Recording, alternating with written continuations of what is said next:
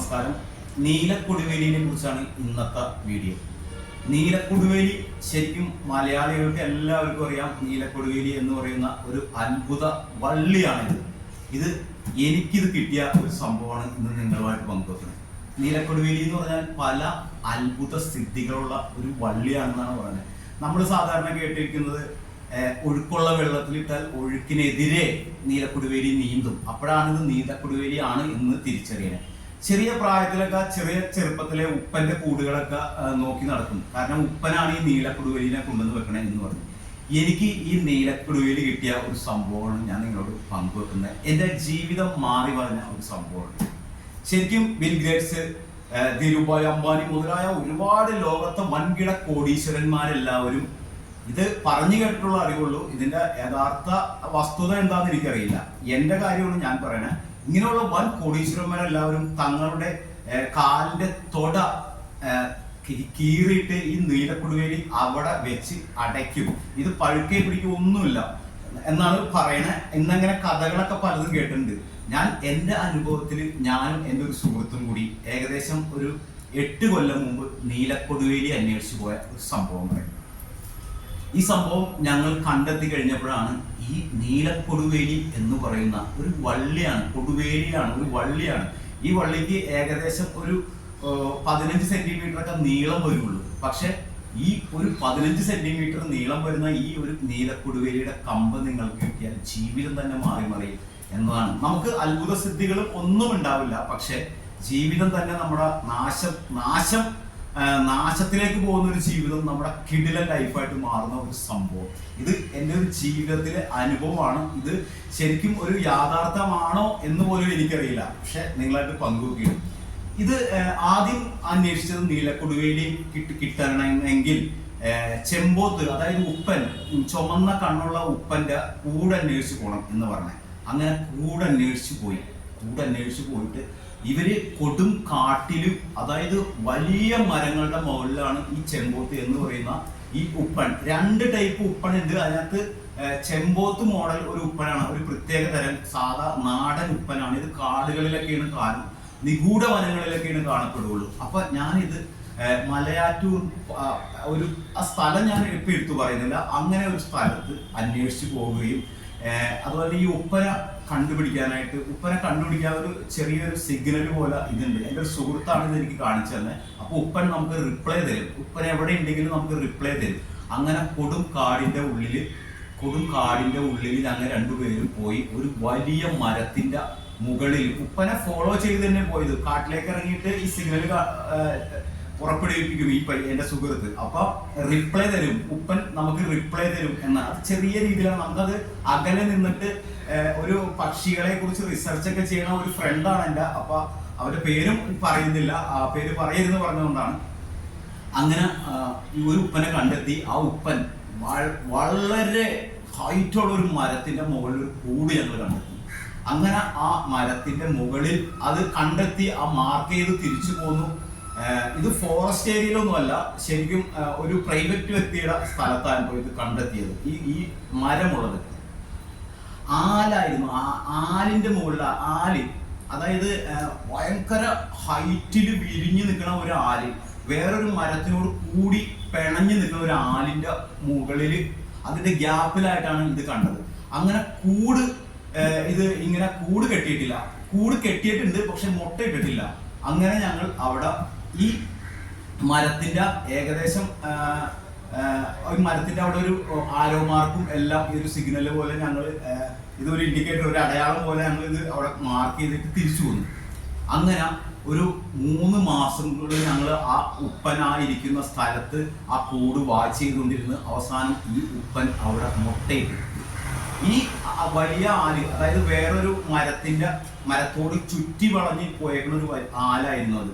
ആ ആലിന്റെ ഉള്ളിൽ ആ കൂട് കൂട്ടി ഉപ്പൻ മുട്ടയിട്ടു. 3 മുട്ടയാണ് ഈ ഉപ്പൻ അവിടെ വിരിയിച്ച് മുട്ടയിട്ട് വെച്ചിരുന്നത്, 3 മുട്ട. അപ്പൊ ഞങ്ങൾ എന്ത് ചെയ്തെന്ന് വെച്ചിട്ടുണ്ടെങ്കിൽ ഈ മുട്ടയിട്ട് ആദ്യത്തെ ദിവസം ഒരു ഉപ്പൻ അടയിരിക്കും. ആണാണ് ഉപ്പൻ അടയിരിക്കണേന്നാണ് പറയുന്നത്. ഇതിന്റെ എല്ലാ ഡീറ്റെയിലും ഞങ്ങൾ വായിച്ചു പഠിച്ച ഒരു സുഹൃത്തിന്റെ കൂടെ ഉണ്ട്. അപ്പൊ അതുകൊണ്ടാണ് ഇത് ഇങ്ങനെ പറയുന്നത്. അപ്പൊ ഈ ഉപ്പൻ ഇത് ഒരു ദിവസം ഈ ഉപ്പൻ ഏത് സമയവും ഈ കൂട്ടിലുണ്ടാവും.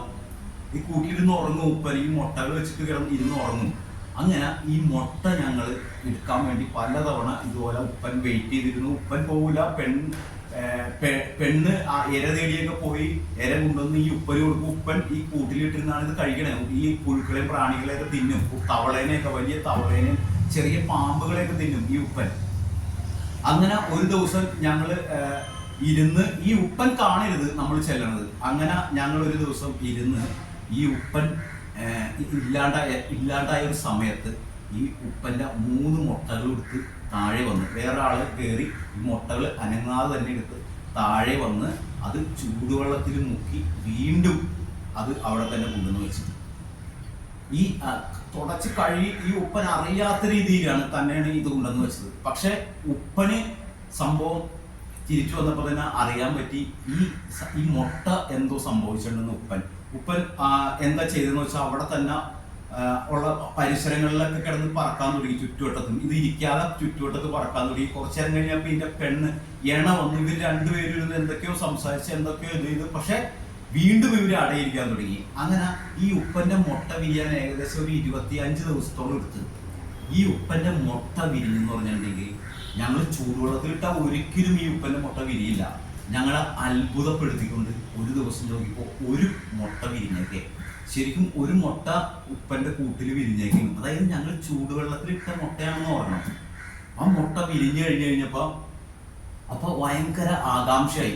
ഇത് നമുക്ക് അതായത് നീലക്കൊടുവേലി ഉണ്ട് അവിടെ ആ കൂട്ടിൽ. അങ്ങനെ പിന്നെ ഈ പറമ്പിന്റെ ഉടമസ്ഥനോട് പറഞ്ഞിട്ടാണ് ഞങ്ങൾ ഈ മരത്തിൽ പണിയൊക്കെ ചെയ്ത് കൂട്ടിയത്. അപ്പൊ ആ ഉടമസ്ഥനോട് ഞങ്ങൾ പറഞ്ഞു. അപ്പൊ ഞങ്ങളുടെ ഉദ്ദേശം ഞങ്ങൾ ആരോടും പറഞ്ഞിരുന്നില്ല. പക്ഷെ ഞങ്ങൾ പക്ഷി നിരീക്ഷണം എന്നുള്ള രീതിയിലാണ് അദ്ദേഹത്തെ സമീപിച്ചതും. അദ്ദേഹത്തിന് ഞങ്ങൾ കുറച്ച് ചെറിയൊരു ഫണ്ടൊക്കെ കൊടുത്തിട്ടാണ് ഞങ്ങൾ ഇത് ചെയ്യുന്നത്. കാരണം കുറെ ഫണ്ട് ഇൻവെസ്റ്റ് ചെയ്തിട്ടാണ് ഈ റിസർച്ച് ചെയ്ത് ഈ നീലക്കൊടുവേലി എടുക്കണം എന്ന് തീരുമാനിച്ച്. ഇതൊരു പഴം കഥ കേട്ടിട്ട് അതിന്റെ പുറകെ പോയതാണ് ഒരു ഇൻട്രസ്റ്റിംഗ് ആയിട്ട്. പക്ഷെ ജീവിതം തന്നെ മാറി പറഞ്ഞതാണ്. അങ്ങനെ ഒരു ദിവസം, ഒരു ദിവസമായി, 2 ദിവസമായി, 3 ദിവസമായി ഒരു മുട്ടയാണ് വിരിഞ്ഞോളൂ. ആ മുട്ട വിരിഞ്ഞ് ഫിറ്റ് അങ്ങനെ ഒരു 3-ാം ദിവസം 2ാമത്തെ മുട്ട വിരിഞ്ഞു. അതിന്റെ ഒരു കാലത്ത് 2ാമത്തെ മുട്ട വിരിഞ്ഞു. വൈകിട്ടായപ്പോഴേക്കും 3 മുട്ടയും വിരിഞ്ഞു. ഉറപ്പിച്ചു. അതായത് ഈ ഉപ്പൻ നീലക്കൊടുവേലി ഇതിനകത്ത് ഉണ്ടെന്ന് ഉറപ്പിച്ച്. അങ്ങനെ തന്നെ നിലവില് ഈ ഉപ്പന്റെ കുഞ്ഞുങ്ങൾ പോകണം. അങ്ങനെ ഒരു 20ഓളം ദിവസം വീണ്ടും വെയിറ്റ് ചെയ്ത്. അപ്പൊ ഒരു ദിവസം ഈ മരത്തിന്റെ ഓണർ, അതായത് ഈ മരം ഇരിക്കുന്ന സ്ഥലത്ത് കുറച്ചകലെ ഒരു വീടുണ്ട്. അദ്ദേഹമാണ് ഞങ്ങൾക്ക് ഇത് ഇവിടെ വാച്ച് ചെയ്യണം, വേറെ ആരും ഇവിടെ വരാതെ നോക്കണതും എല്ലാം. കാട് ഏരിയയാണ്. അങ്ങനെ ഒരു ദിവസം വിളിച്ചു പറഞ്ഞു, ഇങ്ങനെ ഒരു ഉപ്പന്റെ കുഞ്ഞ് താഴെ വീണെടുപ്പെടുന്നു പറഞ്ഞു. അങ്ങനെ ഞങ്ങൾ ചെന്ന് ഈ ഉപ്പന്റെ കുഞ്ഞ് തൂവലൊക്കെ വന്ന്, പക്ഷെ പറക്കൂല. അങ്ങനെ ഞങ്ങൾ ഇതിനെ വാച്ച് ചെയ്തു ഈ ഉപ്പൻ എന്താ ചെയ്യണേന്ന്. പക്ഷെ ഉപ്പൻ ഈ കുഞ്ഞിനെ റാഞ്ചി, അതായത് കാലുകൊണ്ട് റാഞ്ചി എടുത്തിട്ട് ഇവിടുന്ന് ചാടി അടുത്ത് പറന്ന് മുകളിലേക്ക് പോയില്ല, അങ്ങോട്ട് ഇങ്ങോട്ട് ചാടി ഈ ഉപ്പൻ വീണ്ടും അവിടെ കൊണ്ടുവച്ച് ഏകദേശം ഒരു 25 ദിവസം കറക്റ്റ് എല്ലാം എഴുതി വെച്ചിട്ടുണ്ട്. 25ാം ദിവസം ഇതിന്റെ ഡേറ്റും കാര്യങ്ങളും എല്ലാം ഉണ്ട്. 25ാം ദിവസം ഈ ഉപ്പന്റെ കുഞ്ഞ് ഒരെണ്ണം പറന്നുപോയി. 3ാമത്തെ ദിവസം അപ്പൊ ആ പറന്നു പോണ ഒരു കുഞ്ഞിന്റെ പുറകെ ആൺ ഉപ്പൻ പോയി, പെൺ ഉപ്പൻ അവിടെ തന്നെ ഇരുന്നു. അങ്ങനെ ഒരു 3 ദിവസം കഴിഞ്ഞപ്പോ 2ാമത്തെ കുഞ്ഞും പറന്ന്, 3ാമത്തെ കുഞ്ഞും പറന്നു കഴിഞ്ഞ് ഏകദേശം ഒരു മാസം എടുത്ത് മുട്ട വിരിഞ്ഞതിന് ശേഷം ഇവര് പറന്നു തന്നെ. അങ്ങനെ ഞങ്ങൾ ഈ മരത്തിൽ കയറി, ഞങ്ങൾ തന്നെ കയറി. അതായത് വലിയ കയറൊക്കെ കെട്ടി, വേറൊരാളാണ് മുട്ടയൊക്കെ എടുത്തതെങ്കിലും വലിയ കയറെല്ലാം കെട്ടി വെച്ചിട്ട് ഞങ്ങൾ എല്ലാം 2 പേര് കൂടി കയറി. അതിന്റെ ഫോട്ടോസും വീഡിയോസും ഒക്കെ ഉണ്ട്. അങ്ങനെ എടുത്തു കഴിഞ്ഞിട്ട് ഈ ഉപ്പന്റെ കൂടും അവരോട് ചെറിയ സാധനങ്ങൾ വരെ ഞങ്ങൾ മറ്റേ ഒരു ഇതിനകത്ത് തൊകല്, അതായത് സഞ്ചി, തുണിയുടെ ഒരു സഞ്ചിയാണ് കൊണ്ടുപോയത്. അതിനകത്ത് ഇടണമെന്നാണ് പറയുന്നത്. ഇരുമ്പോ അതൊന്നും മുട്ടിക്കരുത്. അങ്ങനെ ഈ തുണി സഞ്ചിയിൽ ഇട്ടിട്ട് ഇത് നേരെ കൊണ്ടുവന്ന് ആലുവപ്പുഴയിൽ നല്ല ഒഴുക്കായിരുന്നു. ആലുവപ്പുഴയിൽ മറ്റേ ഇത് വിടർത്തി ഇതങ്ങോട്ട് വിതറിയാൻ ഇട്ട് കഴിഞ്ഞപ്പോ കാണാൻ ഈ വിതറി എന്ന് വെച്ചാൽ ഓരോന്ന് അലകളായിട്ട് ഇങ്ങനെ വിടർത്തിയിട്ട് ഇങ്ങനെ കുടഞ്ഞു വെള്ളത്തിട്ട്. പക്ഷെ അപ്പോഴാണ് കാണുന്നത് ഒഴുകിപ്പോയി. അതായത് ഈ കൂടെപ്പാടിയല്ല ഇട്ടെങ്കിലും കൂട് ഇങ്ങനെ ചിതറിച്ചിട്ടാണ് ഇട്ടത്. കൂടിന്റെ ഉള്ളിലുള്ള ബാക്കി എല്ലാ സാധനങ്ങളും ഒഴുകിപ്പോയി. ഒരു അതായത് ഒരു വേര് മാത്രം, വേരാണ് ഇത് ശരിക്കും. ഈ വേര് മാത്രം വെള്ളത്തിൽ ഇങ്ങനെ കുത്തി നിൽക്കുക, തിരിച്ചൊഴുകണില്ല, കുത്തി നിൽക്കുകയാണ് ഇങ്ങനെ മുകളിലേക്ക് താഴത്തേക്കും. നല്ല ഒഴുക്കുള്ള വെള്ളം എന്ന് പറഞ്ഞോ കേട്ടോ, നല്ല ഒഴുക്കുണ്ട് വെള്ളത്തിന്. ആലുവപ്പുഴയിലൊന്നും വെള്ളമൊന്നും വർഷക്കാലമായിരുന്നു. അപ്പൊ ഇതിങ്ങനെ ഇങ്ങനെ കുത്തിന്നു. അപ്പൊ തന്നെ മനസ്സിലായി ഇത് ഇന്ന് സംഭവം, അപ്പൊ തന്നെ മനസ്സിലായി. അങ്ങനെ ഞങ്ങള് ഈ സാധനം എടുക്കണേ. അതായത് ഒരു 15 സെന്റിമീറ്ററോളം നീളമുണ്ട്. ആ 15 സെന്റിമീറ്ററുള്ള ഈ സാധനം എടുത്ത് ഞാൻ കയ്യിൽ വെച്ച് ശരിക്കും ഇത് ഉണക്കി. ഇത് കയ്യിൽ വെച്ച് കഴിഞ്ഞപ്പോൾ തന്നെ നമുക്കറിയാം, നീലക്കൊടുവേലി എന്ന് പറഞ്ഞാൽ നീല നിറമല്ല, ഇത് ഉണങ്ങിയ ഒരു കമ്പാണ്. ഈ കമ്പ് പച്ച കളറായിരിക്കും. പച്ച കളർ എന്ന് പറഞ്ഞാൽ ഇത് ഒരിക്കലും ഉണങ്ങി അങ്ങനെ ആവണില്ല. ഈ പച്ച കളർ ഉണ്ട്, പക്ഷെ ഇത് ഉണങ്ങിയതാണ്, ഇതിന് കനമില്ല.